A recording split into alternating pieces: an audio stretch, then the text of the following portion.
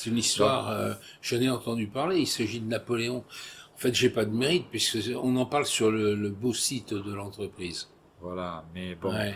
alors Napoléon, oui, effectivement, sauf que l'histoire démarre beaucoup plus simplement.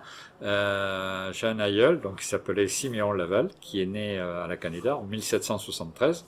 Alors tout ça, je l'ai parce que j'ai retrouvé un courrier. Et donc dans la maison familiale, il y avait une malle que moi j'ai toujours vue. Et un jour avec les enfants, un jour d'hiver, pluvieux, on a voulu débarrasser cette pièce pour faire le ménage, tout simplement. Et, et dans cette malle, on a trouvé un sabre avec une tenue militaire et un cahier de recettes. Donc en fin de compte, Siméon Laval était arpète au tapis vert d'une petite auberge de Landrevie, dans Sarlat. Et cette petite auberge était tenue par les Fournier. Et le fils de la maison s'appelait François Fournier, qui est devenu un peu plus tard le célèbre enfant de Sarlat, Fournier-Sarlevez.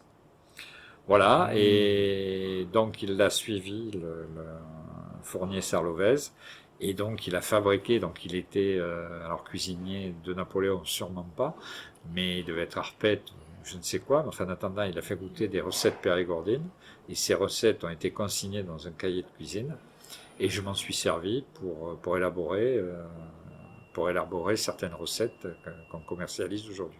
D'accord. Ce que je trouve extraordinaire dans votre parcours, et on le verra même maintenant, c'est que ça commence par de l'ancien pour faire du nouveau, de l'expérience, de l'invention, de la créativité. Oui, alors c'est vrai qu'on se sait, mais vous savez, je crois que tout a été fait il y a bien longtemps. On ne fait que reprendre ce que les anciens avaient mis sur pied. Et dans les recettes de cuisine, on s'aperçoit que souvent les recettes n'ont pas changé, quoi. Ah oui. Et on essaye, oui, effectivement, on essaye de refaire Mhm. vivre des recettes qui ont été fabriquées par nos aïeuls. Nos aïeuls. Aïeux. Oui, oui. Voilà. Toutes nos recettes de base, alors elles ont été un petit peu modifiées, améliorées pour satisfaire à nos goûts. Enfin, je ne vais pas dire à mes goûts, ça fait prétentieux, mais à nos goûts, parce que j'aime bien faire goûter. Quand on crée Bien sûr. une nouvelle recette, j'aime bien Mhm. faire goûter autour de moi pour voir un petit peu la réaction. Mais la recette de base, oui, ça a toujours été effectivement des recettes traditionnelles périgourdines. C'est vrai que nous avons un terroir qui est suffisamment riche pour pouvoir en puiser toutes les recettes. C'est sûr. Mhm. Et, et ça a toujours été le cas, et donc ça a été conservé souvent.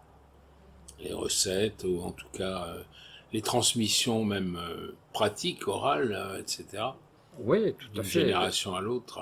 D'une génération à l'autre. Ça a été consigné aussi dans des cahiers. Oui, écoutez, côté production, nous avons déjà, c'est pareil, nous avons un four, le four principal qui fait 15 mètres de long, qui est le 1957, que nous avons restauré. Il y a plusieurs machines, une doseuse pour faire du sablé, pareil, qui est une ancienne machine. Mhm. Alors, l'idée là aussi, c'est de faire revivre des outils d'autrefois. Mais D'accord. parallèlement à ça, c'est vrai aussi que quand on doit intervenir sur une machine où il n'y a pas d'électronique, mais pour nous c'est beaucoup plus facile, beaucoup Ah plus à oui. notre portée. Voilà. Ça nous permet de fabriquer aujourd'hui une gamme qui est très large, une gamme de biscuits et gâteaux de 440, non 435, je crois. Oui, 435 recettes différentes. Alors pourquoi autant de recettes? Simplement parce que déjà on aime jouer, on aime ça, que ce Mhm. soit méga ou moins, on aime la variété, on aime développer des nouvelles recettes. Et puis ça nous permet aussi de présenter à nos clients des nouveautés tout le temps. Et parallèlement à ça, c'est vrai que quand on a créé un nouveau biscuit, on a du mal à l'arrêter, quoi. Donc, D'accord. donc on le laisse vivre. Voilà, on le Vous en laisse avez pas vivre. quand même 400 à la vente, si? Ah Si, si, nous si. avons Ah oui, oui, une oui. gamme de. Alors, D'accord. souvent, nous avons des clients qui viennent nous faire fabriquer des. Alors, si je peux appeler ça comme ça, des canards à 3 pattes. Enfin, des canards, il n'y en a pas beaucoup en ce moment, mais, ou des moutons à 5 pattes.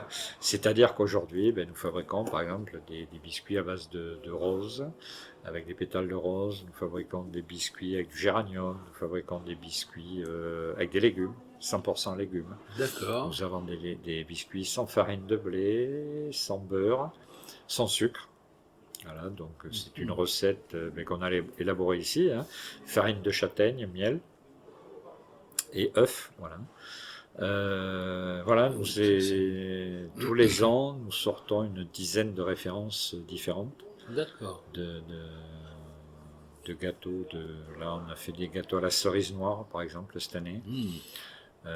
Voilà. Et franchement, je dirais pas que c'est trop, parce qu'il n'y a jamais trop de recettes. Mais c'est difficile à gérer. Voilà, c'est différent. C'est difficile à amener tout de front. Oui. Mais alors à chaque fois, c'est des demandes d'une clientèle professionnelle.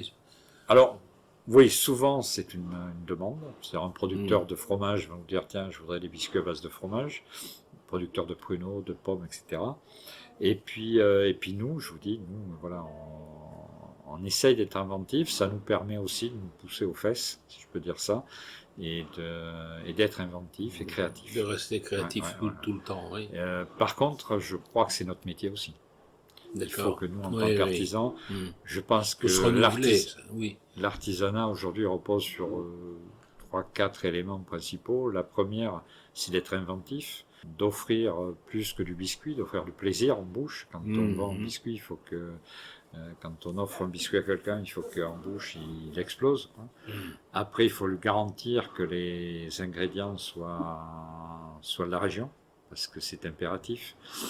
Je crois qu'il faut également vendre du service, c'est-à-dire être à l'écoute de notre client. Aujourd'hui, on n'a pas un catalogue où le client vient piocher ou acheter un produit. Non, il faut qu'on soit à l'écoute et savoir lui proposer ce dont il a besoin.